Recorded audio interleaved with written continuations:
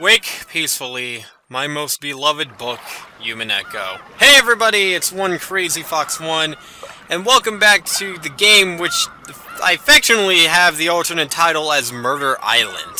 For some reason, for the last 2 recording sessions, and referenced right now, I've just been calling it Murder Island. And you can't deny me that that is not a legitimate title to this fucking series. Anyways, welcome back to Let's Play Umineko When They Cry Chiru. Last time, we ended with something, a little bit different. Never before in Umineko When They Cry have we ever had a court case. Yeah, that seems really weird when you put the words Umineko and court together, but here we are in a court case. We have the dead, we have the living, we have humans, we have witches, we have bishops, or archbishops, we have angels, we have demons, we have everything here. Never before has this happened. And we have the most powerful witch, Lamp Delta, along with Birkenstell and Beatrice here in the court. But on the other side, you have the Archbishop Delanor. The Archbishop Delanor. Think back to real witch burnings. How priests or people who would find heresy would burn people. Imagine that, but with an archbishop. Okay? So that tells me one of two things before we actually get started here. One, Ryukishio 7 is off his medication again. Or two, the Rokenjima case is that big. And with that, let's go ahead and get back into things. I am so excited. Okay, so if you haven't been following me on Discord, I actually had my laptop, cord, its charger, fried in a storm. So I couldn't even play this game and record it, or even, edit anything. Any of my videos, any of my pictures. I couldn't do anything. And so I've been waiting to play this game. Let me go ahead and put myself on Do Not Disturb real quick, and let's get into things. We are here in court. Now, this construct named Eureka, yes, if you didn't watch the last session or the session before that, if you just jumped into this session because why not, that's seriously her name. Eureka is Birkenstell's piece. It is her furniture. She has the ability of a detective. She is outright stating that the murderer, the culprit of Rokenjima, is indeed Natsuhi. Here's the thing. If we were to go by this chapter alone, she would have a very strong case. We know from the point of view of Natsuhi that that's complete and utter bullshit. But if we were to look at all the cases beforehand, we would also know that that's complete and utter bullshit. Natsuhi died in the very beginning of Chapter 4, as well as the very beginning of Chapter 2, and yet the murder still happened then. So, yeah, it's kind of bonked. But hey! We're here in court. I don't even know what is going on. That is true. They don't exactly have alibis. You're kind of switching this on your friends or your servants. Okay, listen to this. Why would we do something like that? Oh yeah, there's this. You cannot conclude that Natsuhi is the culprit. Here's the thing.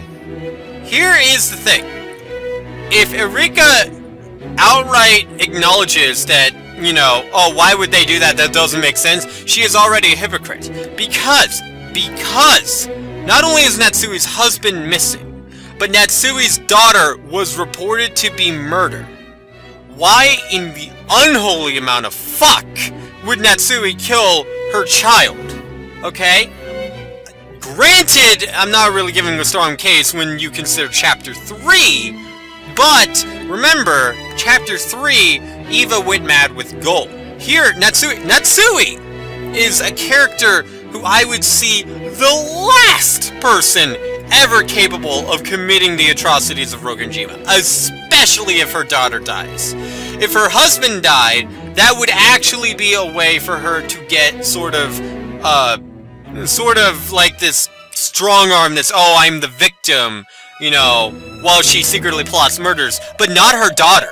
Her daughter is, in my opinion, untouchable, unless her daughter found out she was a murderer. But that's not the case. It's not the same thing with Chapter 3. In Chapter 3, George was not the first Twilight. In this chapter, Jessica was the first Twilight. She wouldn't know that her mom would be the killer, because she wouldn't have witnessed it, because she would have been the first murder.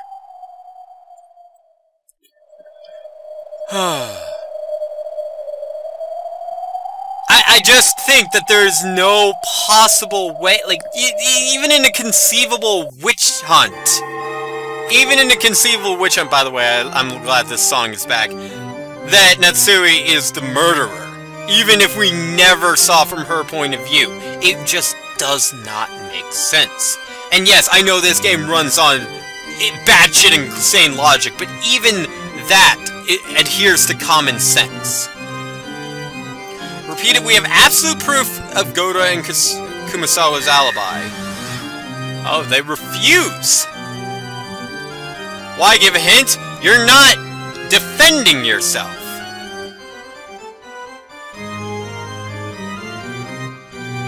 See, here's the thing. We can go ahead and go with Blue Theory now. Now that they have not defended themselves, we can go with Blue Theory and shoot them in the face with our Blue Shotgun Theory. Until they deny it in their Red Sword truth. My opponent is Delanor. That would be a fitting opponent for witches. Delanor, the Archbishop. Seriously, I cannot get over that. That is like the literal opposite of a witch. With humans in the middle. Oh my gosh. Okay, I want to say this right now. I fucking hate Erika, but my god, I love Delanor. Her character, her whole demeanor, her presence, the threatening fact that bishops, archbishops, and witch-hunting executioners exist, and this person's on the top. And her expressions are like that. Oh, it's beautiful. It's fucking beautiful, man. I love this character. Not Erika. I fucking hate Erika, though. Never before would I think that a character that not only has taken the name of one of my most favorite characters from Higurashi, but also looks like a double for that character, would I ever think that she would be my most hated character, but here we are, and now we have some new music! I've missed this game so much, guys. I really have. You have no idea how much I've missed this game. I am putting off playing with my friends on Splatoon to read this fucking book! Oh, this new music! Oh, I can't wait to figure out what this music is called and fucking listen to it on my own. Goda and Kumasawa have no alibis. The two of them were in the guest house and could not have reached the cousin's room to commit the murder at any time. Unless you can deny that possibility, you cannot treat Natsuhi as the culprit. Fucking beautiful. This is what I live for. This is why I read this series. I honestly think that ever since they introduced Blue Theory into Umineko when they cry, the stakes have been raised to such a degree that it is phenomenal. Oh, okay, so I now realized. I thought that, Lambda Delta was actually going to be against us. No, she's overseeing this as a judge. She is completely neutral, which is actually really fitting for Lambda Delta. I also love the fucking way that Delanor talks. It is not my turn! It cannot be Lady Birkenstow's turn either! It's so good, I love it. I know that inside, she hates the fact that she is employed by a witch. Her, the Archbishop Executioner of Witches. The merciless Delanor. Oh, that has to sting a lot.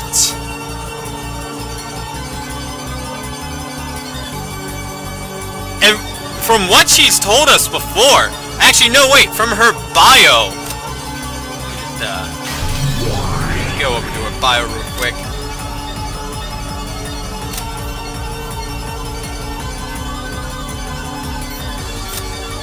Hold on. I don't know the 10 witches. I could have sworn they referenced other, like, groups other than Delanor's group. Huh. I could have thought so. Oh well. I swore they did. No, they did! I remember a character named Wright being mentioned. Whatever. We know that she's not the only one. I know for a fact. I just can't find it right now, but I know for a fact that that's the case. I'll probably find it in between videos. But the fact that she's not alone means that there are other characters as fucking awesome as Delanor. I was sound asleep until the morning. Yeah, sure. Why not?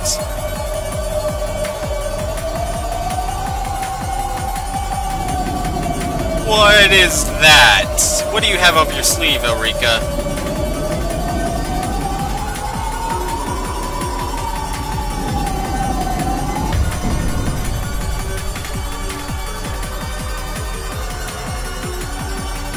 Oh! That does present a problem. But here's the thing, did you also do that to, Goda?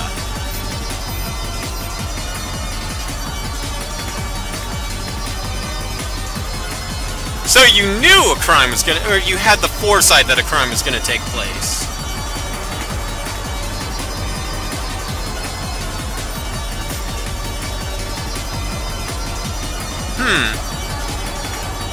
As much as I don't like Erika's character, I do have to admit, her attention to detail is phenomenal. She is probably the best...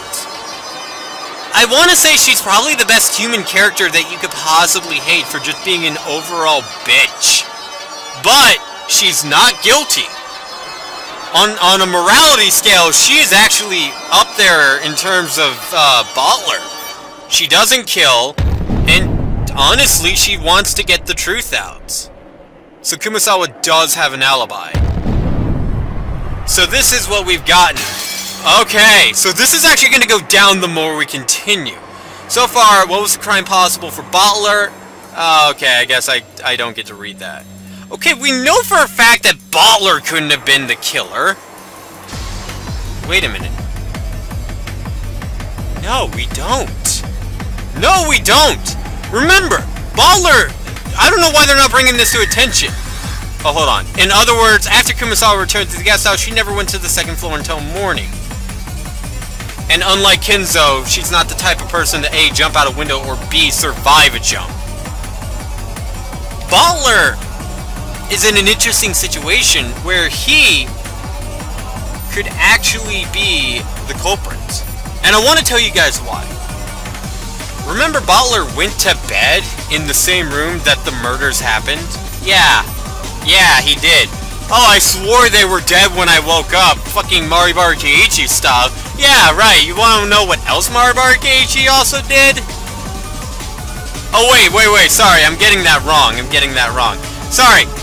For some reason, I was referencing the god-awful live-action movie of Higurashi When They Cry, where Keiichi gets up and he just like, out of bed, like, oh, what a beautiful morning it is. Oh, my friends are dead. That didn't happen in the VN.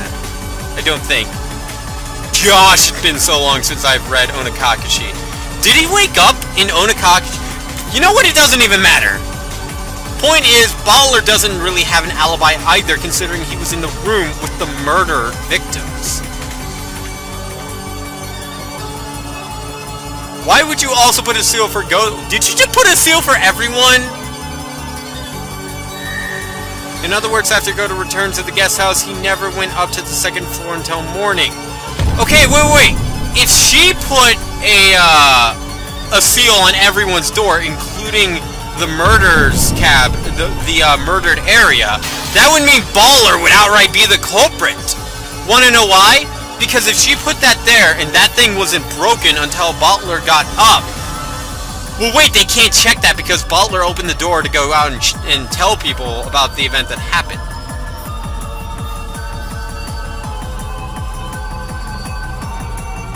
We know for a fact that it is the judge. Alright, we know that Lambda dealt, gosh, motherfucker. Why can you use red truth? Okay, Baller can use red truth. Alright, you're not really setting your bar high when the pervert in the corner can use red truth.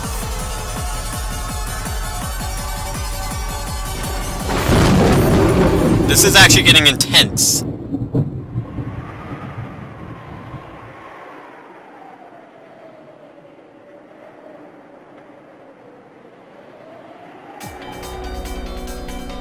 Goal was found. An emergency family meeting was called for. Bottler went to the mansion for relatives.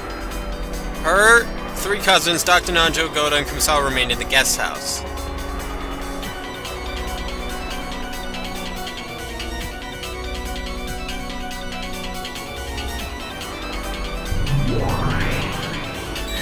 At 2400 in the guest house, George, Jessica, and Maria were alive, and in the second floor cousins' room, Nanjo, Goda, Kumasawa were on the first floor.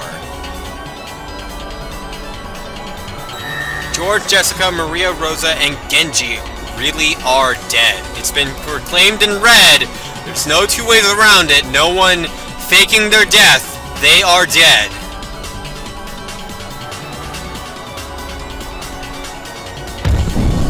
Notice, though!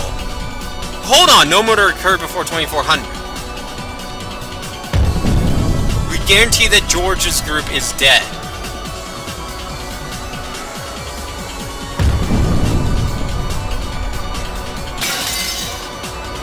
This is a big checklist here. A couple of them have been taken down. I also see that a crime was committed after 3 o'clock. I would only assume that's Hideyoshi's. But notice how she never said in red about Hideyoshi. Probably means she's gonna say it later.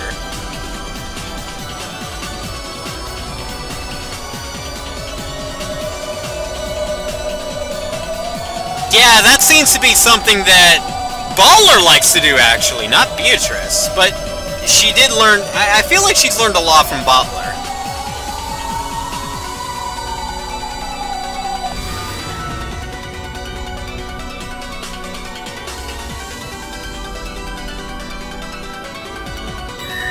At 2400, Natsuhi, Cross, and Genji were in the corridor in the second floor mansion. All the remaining people were at the family conference in the dining hall. Of course, at this point in time, no murder had occurred. Genji was also alive. She isn't talking about Rosa other than the fact that Rosa was dead. She hasn't really said where she was in the mansion. Or, yeah, where Rosa was in the mansion.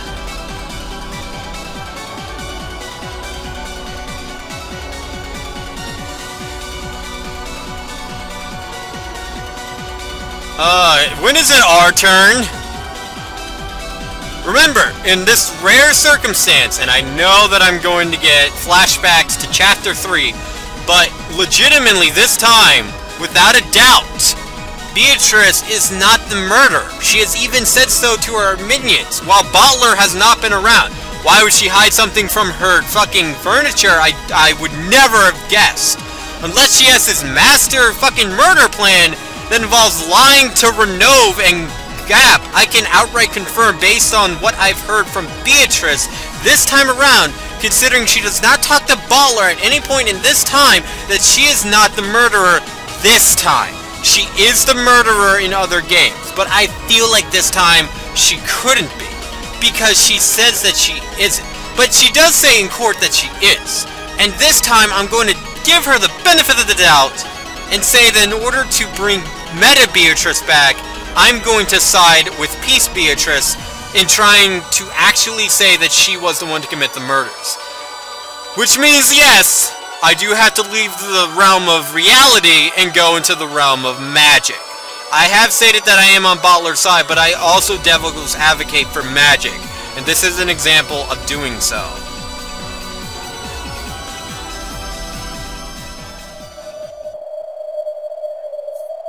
Look, Beatrice, I know it's bad, but still, this can't be it.